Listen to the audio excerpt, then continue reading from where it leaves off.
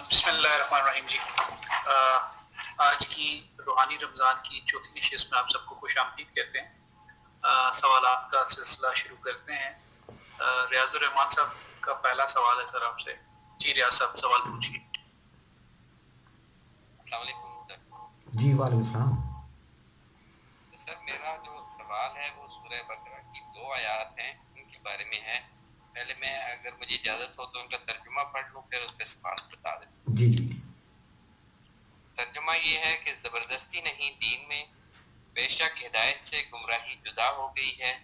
بس جو گمراہ کرنے والوں کو نہ مانے اور اللہ پر ایمان لائے, بس تحقیق اس نے حلقہ کو مضبوطی سے تھام لیا, ٹوٹنا نہیں جس کو, اور اللہ سننے والا جاننے والا ہے. جو لوگ ایمان لائے اللہ ان کا مددگار ہے, وہ انہیں نکالتا ہے اندھیروں سے روشنی کی طرف. اور جو لوگ کافر ہوئے ان کے ساتھی گمراہی کرنے والے ہیں, وہ انہیں نکالتے ہیں روشنی سے اندھیروں کی طرف. یہی لوگ دوزخی ہیں اور اس میں ہمیشہ رہیں گے.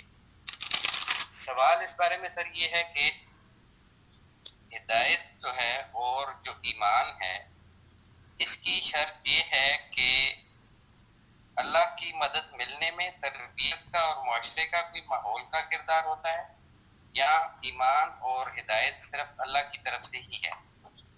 والدین کی تربیت بھی اس میں شامل ہے, معاشرے کا ماحول بھی شامل ہوتا ہے, یا صرف ایمان اللہ کی طرف سے ہی ہے اور ہدایت بھی اللہ کی طرف سے ہے. جی بسم اللہ الرحمن الرحیم. دیکھیں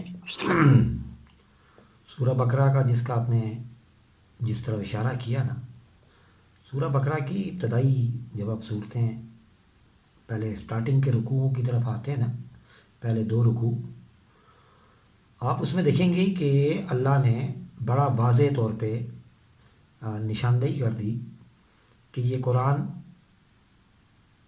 ہدایت دے گا, یہ کتاب ہدایت دے گی ان لوگوں کو جو متقین ہوں گے. اور متقین وہ ہیں جو غیب پر ایمان رکھتے ہوں گے, ٹھیک ہے, اور پھر وہ قائم کرتے ہوں گے صلاح,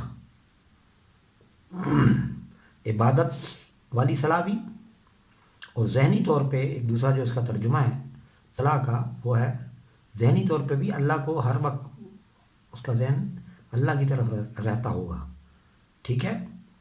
تو یہ گروپ دیکھیں گروہ الگ ہوتا جا رہا ہے نا, کہ ایسے متقین جو عملی طور پہ نیک اعمال بھی کریں گے, لوگوں کا دکھ درد بھی سمجھیں گے, اور بھائی کیا کہنا چاہیے ضرورت کے تحت وہ نیک نہیں ہوں گے, اندر سے وہ نیک ہوں گے, ٹھیک ہے. اور جب وہ اندر سے نیک ہوں گے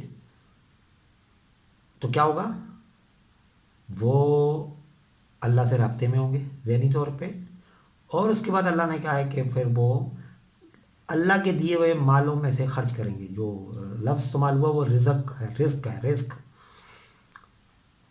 آج بھی ہم اپنے بچوں سے یہ بات کرتے ہوئے اس کو ہم نے دہرایا کہ رزق سے مراد ہوئی کہ وہ کھانا نہیں, وہ طعام ہے. آطعما ہم ہوگا یا اس ٹائپ کے الفاظ آئیں گے کہ وہ کھانا کھلاتے ہیں یا کھانا کھاتے ہیں یا کھانا کھاؤ, ٹھیک ہے. وہ اس کے لیے لفظ طعام ہوگا, اس کا مادہ طعام ہوگا.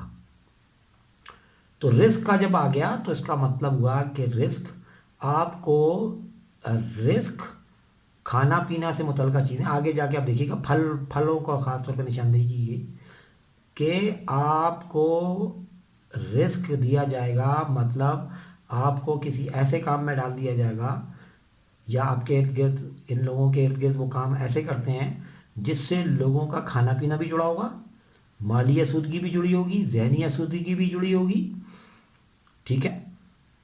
تو اللہ نے کہا کہ وہ اپنے اس رزق میں سے عطا کرتے ہیں. اب مثلا آپ کے پاس پڑھانے کی صلاحیت ہے, ایک صاحب ہے ان کے پاس فیصلہ کرنے کی صلاحیت ہے, میرے پاس صحت کی صلاحیت ہے, بیماریوں کو سمجھنے کی صلاحیت ہے. تو میں اس کو اگر استعمال کروں گا لوگوں کے فلاح کے لیے, تو یہ میں نے اللہ کے دیے ہوئے رزق میں سے اس کو استعمال کیا. اس میں ٹھیک ہے, اگر میں مجھ سے ہو سکا میں کھانا بھی کھلا دوں گا, میں ٹیچنگ کر لوں گا, میں ان کو فیسلیٹیٹ کروں گا جس بھی اینگل سے, جتنی سہولیات مجھے موجود ہوں گی, ٹھیک ہے. تو اب آپ دیکھیں گے کہ ایک تو یہ گروہ ہو گیا.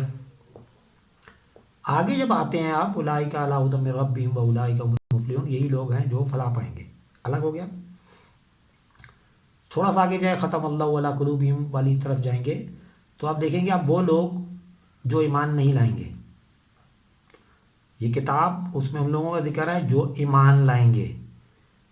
ایمان لائیں گے پھر وہ متقین ہوں گے اور غیب پہ ایمان ہوگا. ایک گروہ ہو گیا. اور ایک وہ گروہ ہو گیا جو انہوں نے ایمان لانا ہی نہیں، وہ تو سائٹ پہ ہو گیا. اب جو لوگ ایمان لائے ان کے اندر درجہ بندی کی جا رہی ہے. میری بات سمجھ رہے ہیں؟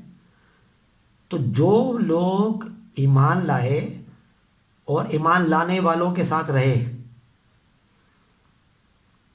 اس میں اب وہ اللہ کے اوپر لائے ہوئے ایمان سے دوبارہ سے پلٹیں گے نہیں، گمراہ نہیں ہوں گے.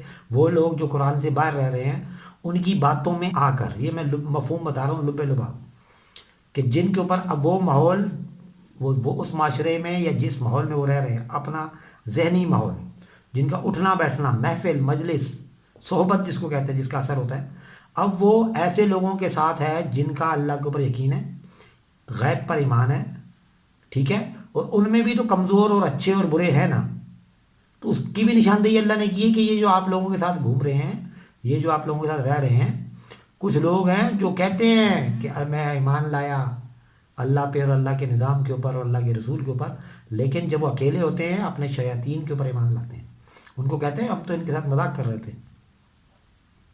اللہ میں یہ کہتا ہے کہ اور پھر میں مذاق کرتا ہوں. ان کا جواب، جو میرے لوگوں کے ساتھ مذاق کرتا ہے تو میں مذاق کرتا ہوں. میں مذاق کیسے کرتا، جواب کیسے دیتا ہوں؟